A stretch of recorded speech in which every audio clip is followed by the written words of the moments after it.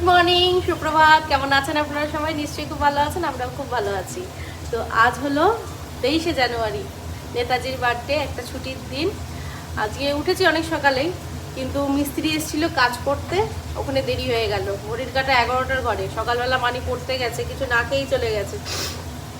তখন রান্নাঘরের কাজ করছিলাম আর কিছু দিয়ে উঠতে পারিনি। আর ও দেরি করে উঠেছে, ওই জন্য আরও খাওয়ার টাইম পাইনি। তো এখন টিফিন তৈরি করছি। তো আসার সময় হয়ে গেছে, ঘরের কোনো কাজ হয়নি। ওদিকে ছাদে মিস্ত্রি কাজ করছিল, যার জন্য আমাকে সব দেখিয়ে দিতে হচ্ছিল কোথায় কি হবে। ওই জন্য এত দেরি হয়ে গেল। এমনিতে বৃহস্পতিবার, কখন যে কি সারবো জানি না। দাঁড়ান দেখাই। এই যে এখানে সব সবজি রাত্রেই কেটে রেখেছিলাম, ওগুলোকে একটুখানি ভাজা ভাজা করে নিচ্ছি। আর কালকের এই যে বেঁচে যাওয়া ভাত আছে, ভাতটা দিয়ে ফ্রাইড রাইস করে দেবো।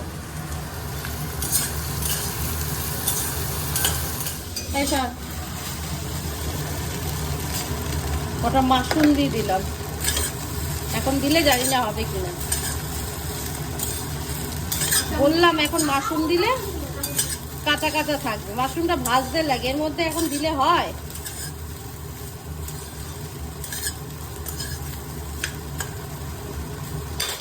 হয়ে এসছে তো, ভাতটা ঘ্যাট হয়ে যাবে। নুন চিনি সব দেওয়া হয়ে গেছে। এনে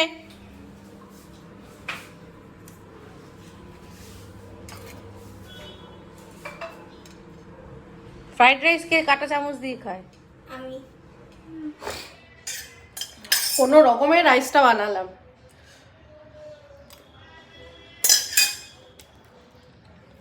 দুর্দান্ত হয়েছে, পুরো হচ্ছে হোটেল থেকে কিনে আনা রাইস। খুব জোর 2 মিনিটে বানালাম। মাশরুমটা দেওয়ার জন্য আরও বেশি টেস্ট হলো। এই যে চিংসের এই ফ্রাইড রাইস মশলাটা একটু দিয়ে দিলে ব্যাস, একদম দোকানের মতো। একদিকে ভালো হয়েছে, এত বেলা করে আজকে টিফিন খাওয়া হচ্ছে, তো আজকে রান্না করতে এমনিও দেরি হবে। ঘড়ি কাঁটা প্রায় 12টার ঘরে, তো দেরি হলেও অসুবিধা নেই। টিফিনটা করে নিয়ে এবার যাবো ঘরের কাজে হাত দেবো। চলুন।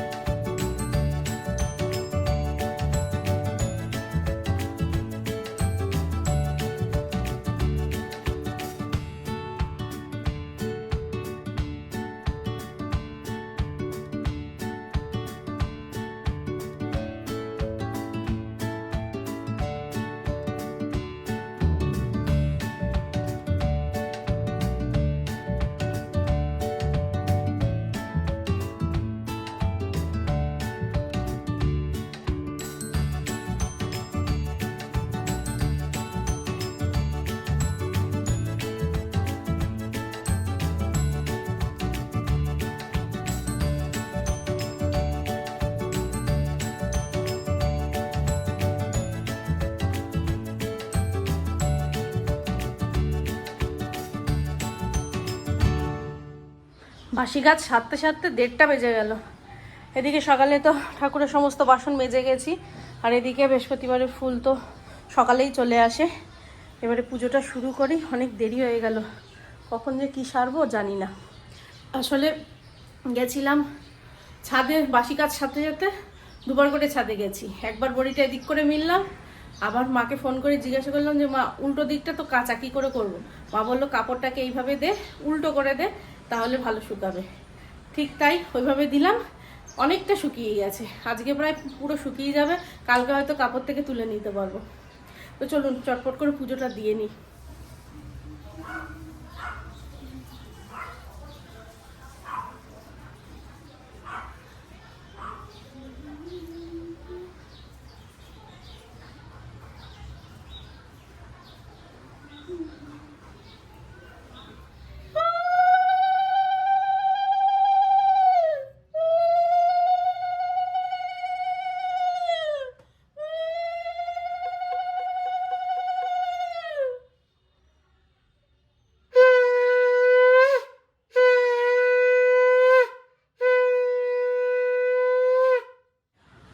কৃষ্ণ কৃষ্ণ কৃষ্ণ হরে হরে, হরে রাম রাম রাম হরে হরে, হরে কৃষ্ণ কৃষ্ণ কৃষ্ণ হরে হরে, হরে রাম রাম রাম হরে হরে। হে কৃষ্ণ করুণা সিন্ধু দীনবন্ধু জগৎপতে, গোপেশ গোপিকা কান্ত রাধাকান্ত নমস্তুতে।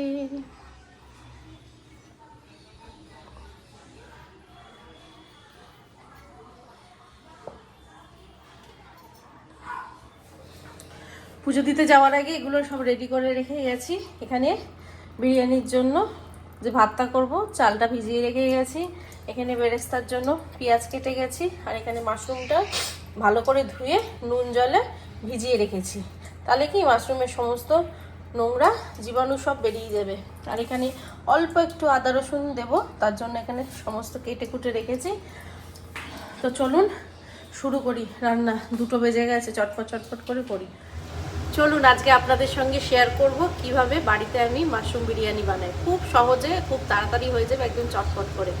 এই মাশরুম বিরিয়ানি খেলে আর মাটন বিরিয়ানি, চিকেন বিরিয়ানি পুরো ভুলে যাবেন, এত স্বাদ হয়। একবার এইভাবে বানিয়ে দেখুন, আমি যেভাবে করছি ঠিক সেইভাবে বানাবেন, দেখবেন দারুণ হয়, দারুণ, দুর্দান্ত। চলুন মাশরুমগুলোকে কেটে নিন। সব এরকম হাফ হাফ করেই দেবো। আজকে 3 প্যাকেট মাশরুম দেব, কারণ বিরিয়ানি করলে না মাশরুম আর খুঁজে পাওয়া যায় না। দমে বসালে মাশরুম আর পাওয়া যায় না। 3 প্যাকেট মাশরুম আনিয়েছি। আর এদিকে ভাতের জল বসিয়ে দিয়েছি। এটা একটা বিরিয়ানি পট, অনেকটাই বড়, দেখতে পাচ্ছেন। গ্যাসের থেকে বিরিয়ানি পট বড় হয়ে গেছে। আসলে এটাতে একেবারে 20 জনের বিরিয়ানি একবারে হয়। তো এখানে ভাতের জন্য জল বসিয়ে দিয়েছি। আর এখানে বেরেস্তার জন্য দিয়ে দিয়েছি সর্ষের তেল গরম হতে। তেল গরম হয়ে গেছে, চিমনিটা ছেড়ে নিই। তারপর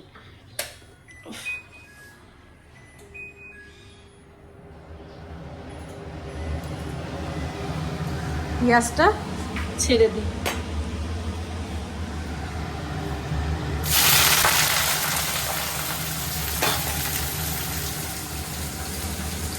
সকালে এই কড়াইটাতে ব্রেকফাস্ট করেছিলাম, আর কড়া বাড়ালাম না, এটাতেই রান্নাটা করে নেব। বেরেস্তাটা হতে থাক, ততক্ষণে মাশরুমটা কেটে ম্যারিনেটে বসিয়ে দিই। এদিকে বেরেস্তাটা হয়ে গেছে, গ্যাসের ফ্লেমটা অফ করে দিলাম। পেঁয়াজটাকে এক সাইডে তুলে রাখি, তেলটা ঝরে যাবে। থাক। আর এদিকে ভাতের জল গরম হয়ে এসছে। এই ভাতের জলের মধ্যে দিয়ে দিয়েছি পরিমাণ মতো নুন, আর দিয়েছি কিছুটা গরম মশলা গোটা। চালটা ছেড়ে দিয়ে এবারে এখানে মাশরুমটাকে ম্যারিনেট করবো এই পাত্রে। আর কিছুটা ফ্রোজেন কড়াইশুঁটি জলে চুবিয়ে রেখেছি। এতে অন্য সবজিও দিতে পারেন, কিন্তু বেশ ভালো লাগে, গাজর, বিনস। আর এইভাবেই ভেজ বিরিয়ানিও তৈরি হয়। আর এই হামল দিস্তায় আদা রসুনটা আর এই যে বেরেস্তা বানিয়ে রেখেছি, এখান থেকে খানিকটা বেরেস্তা এর মধ্যে দিয়ে সব কটাকে একসঙ্গে একটুখানি ভালো করে থেতো করে নেব। আপনারা চাইলে এটা পেস্ট করেও দিতে পারেন, তবে থেতো করে দিলে আমি দেখেছি স্বাদটা বেশি ভালো হয়। ম্যারিনেট করে নেব, তার জন্য এখানে মাশরুমটা নিয়ে নিয়েছি। দিয়ে দেব পরিমাণ মতো টক দই, খানিকটা টক দই নিলাম। এবারে যে আদা রসুন আর বেরেস্তাটা আমি এই হামল দিস্তায় পেস্ট করে রেখেছি, সেটাও দিয়ে দিলাম।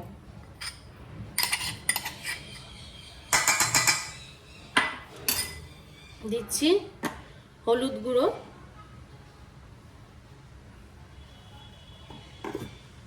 দেব একটু ধনে গুঁড়ো। ধনে গুঁড়োটা একটু বেশি লাগবে, ওই 1.5 চামচ মতন দিলাম। আমার চামচটা যেহেতু ছোট, 2 চামচ মিলিয়ে 1 চামচ হয়। দেব একটু জিরের গুঁড়ো, অল্প, ওই 1.25 চামচ মতো। দেব লঙ্কার গুঁড়ো, ঝালটা যে যা মন খায় সেরকম দেবে। আমি এখানে 1 চামচ দিলাম, আর কালারের জন্য একটু কাশ্মীরি লঙ্কার গুঁড়ো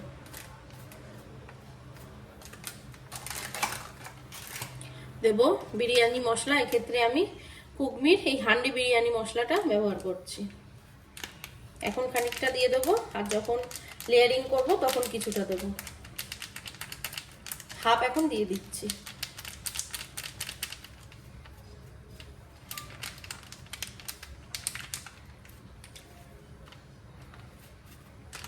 এই মশলাটা ভীষণ ভালো, ভীষণ ভালো, সানরাইজের থেকেও ওই মশলাটা ভালো।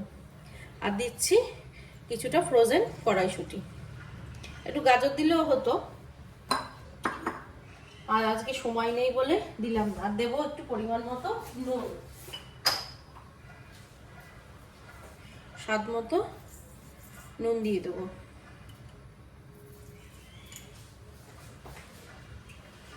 সবকিছুকে হাত দিয়ে ভালো করে মেখে নেব।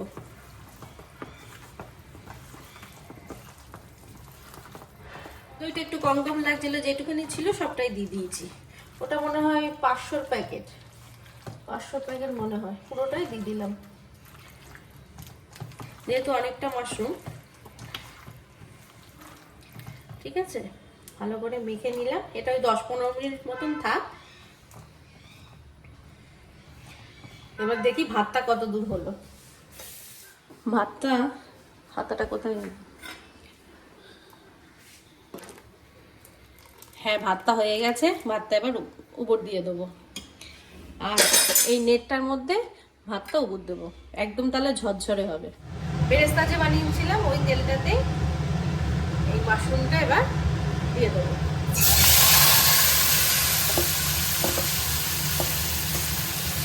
আর ফ্লেমটা একদম হাই ফ্লেমে রাখবো। এবার শুধু নাড়তে হবে, সব কিছুই তো দেওয়া, জাস্ট নাড়তে হবে। বাটিটা ভালো করে কাচিয়ে দিবি মশলাটা, এতে কিন্তু একটুও জল পড়বে না।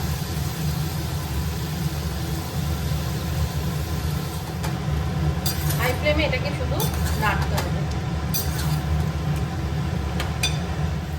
এই হলো মাশরুমের অবস্থা।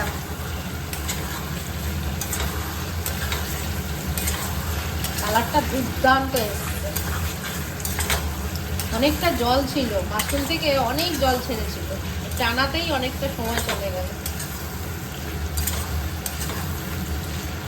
হয়ে গেছে মাশরুম, অফ করে দিলাম। এবার লেয়ারিং শুরু করব। বিরিয়ানির পাত্রে অয়েল ব্রাশ করে নিয়েছি। প্রথমে মাশরুমটা দিয়ে দেবো।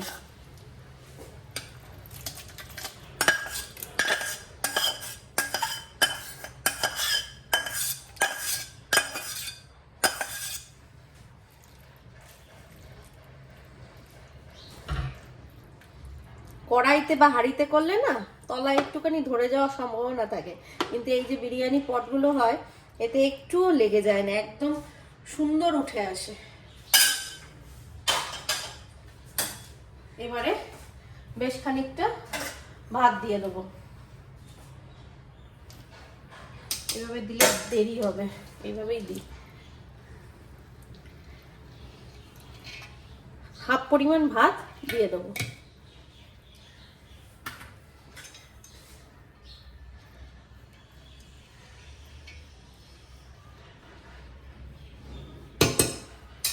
দিয়ে দেবো একটু বেরেস্তা,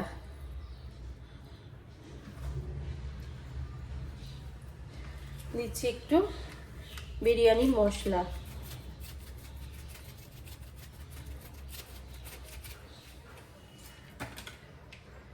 দেবো একটু দুধে কেশর গুলে রেখেছিলাম, অল্প একটু দিয়ে দেবো।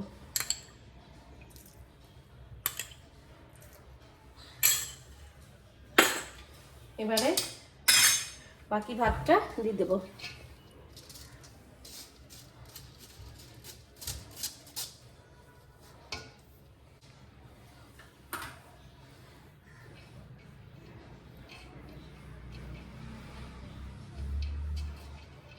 সুন্দর করে চারিদিকে ছড়িয়ে দিলাম।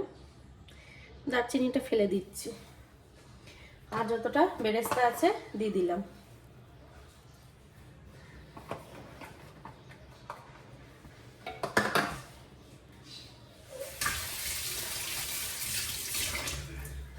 দিয়ে দিচ্ছি, বাকি যেটুকুনি প্যাকেটে আছে পুরো বিরিয়ানি মশলাটাই দিয়ে দিচ্ছি, অল্প একটুই আছে।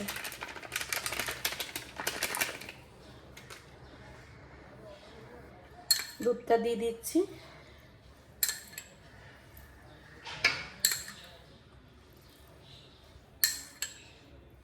আর চিকেন মটন বিরিয়ানি করতে যেমন দমে অনেকটা সময় লাগে, এতে অতটা সময় লাগে না, এটা 15-20 মিনিটের মধ্যেই হয়ে যায়। দিয়ে দেবো ঘি,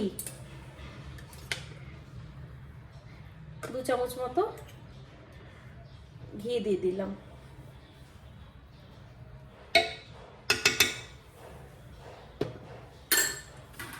এবারে ঢাকনাটা আটকে দিলাম, এবার দমে বসিয়ে দেবো। এটা দমে বসিয়ে দিয়েছি, 5 মিনিট হাই ফ্লেমে থাকবে, আর তারপরে 15 মিনিট থাকবে একদম লো ফ্লেমে। বেশিক্ষণ লাগবে না, 15-20 মিনিটে এই বিরিয়ানি তৈরি হয়ে যায়। আর আমি তো অনেকটা বড় পাত্রে করছি, আর যেহেতু বিরিয়ানি পটে করছি সেই জন্য তলায় আর কোনো রকম কোনো চাটু দিইনি।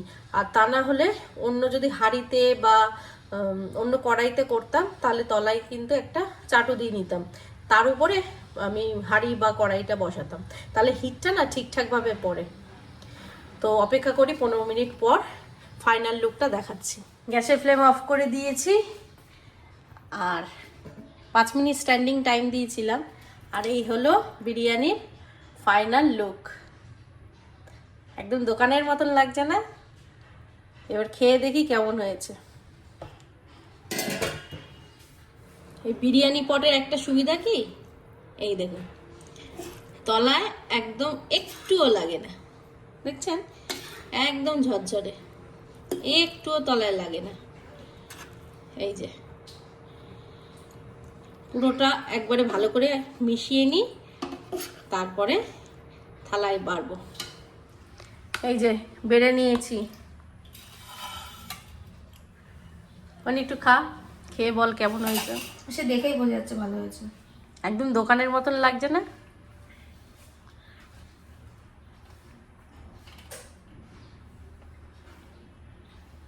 নুন ঠিক আছে? তোমার হাতে রান্না নুন কম নুন বেশি হতে পারে? বাবা পুরো পারফেক্ট। কত দিবি? 10-এ 1? না 10-এ ইনফিনিটি। এই কোনো রেটি হয় না বাবা, কি? আরে বল না, সত্যি কোনো রেটি হয় না? ভালো হয়েছে নাকি সেটা বল। অপূর্ব। আর আমরা গোলাপ জল, কেওড়া জল, আতর এসব দিই না বিরিয়ানিতে, বলবনি? আমরা এই গন্ধটা নিতে পারি না, আমরা একদম সিম্পল করি যাতে কোনো রকম বিরিয়ানি খেয়ে কোনো অসুবিধা না হয়। মিষ্টু কেমন হয়েছে? 100-তে 200। 100-তে 200? সত্যি ফাটাফাটি হয়েছে। তার উপরে দোকান ফেল মাশরুমের বিরিয়ানি আমার একদম ফেভারিট, মানে পেঁয়াজ কাট দিই। আর এদিকে সকালে বাবাই বাজার নিয়ে এসছে 1 ব্যাগ, এখনো পর্যন্ত খালি করতে পারিনি, অনেক দেরি হয়ে গেছে। ও দেখি সন্ধেবেলা খালি করব, আর ব্যাগটা দেখি সন্ধেবেলা খালি করব, অনেক দেরি হয়ে গেছে, প্রায় 3:30 বাজে। আসলে মাশরুম থেকে এত জল ছেড়েছিল, পুরো 1 কড়াই জল হয়ে গেছিল। আসলে অনেকক্ষণ জলে চুবিয়ে রেখেছিলাম, তো ওই জলটা পুরো সোক করে নিয়েছে, আর জলটা ছেড়েছে যেই কড়াইতে পড়েছে সেই। দেখি হাত কাটিস না, যেভাবে ধরেছি এক্ষুনি হাতটা কাটতো। আর চলুন খেয়ে নিই, ভিডিওটা আর বেশি বড় করছি না, এখানে স্টপ করছি। ততক্ষণ সকলে খুব খুব ভালো থাকবেন, সুস্থ থাকবেন, আর এইভাবে বিরিয়ানি অবশ্যই একবার বাড়িতে ট্রাই করবেন, আর আমাকে রিভিউ দেবেন কেমন হয়েছে, ঠিক আছে? মাছ বলছি, মানে চিকেন মাটন বিরিয়ানি ভুলে যাবেন এরকম মাশরুম বিরিয়ানি খেলে। আমার মেয়েরা তো ভীষণ ভালোবাসে, আর আমার তো, আমি তো এমনি নিরামিষ আসি, আমার এমনি খুব ভালো লাগে। আর যদি মাশরুম এঁচড়ের বিরিয়ানিটাও ফাটাফাটি হয়। হ্যাঁ, এঁচড়ের বিরিয়ানিও একদিন শেয়ার করব। আর শুধু যদি এটাকে নিরামিষ করতে চান, আমি যেহেতু পেঁয়াজ রসুন দিয়েছি, বেরেস্তাটা বাদ দিয়ে দেবেন, আর ওদিকে রসুনটাও বাদ দিয়ে দেবেন, শুধু আদা হামুল দিস্তায় ভালো করে পেস্ট করে নিয়ে দিতে পারেন, বা মিক্সিতে পেস্ট করে আদা বাটা দিতে পারেন। না, এবার খেয়ে নিই, খিদেও পেয়েছে। চলুন টাটা টাটা, ভালো থাকবেন সকলে।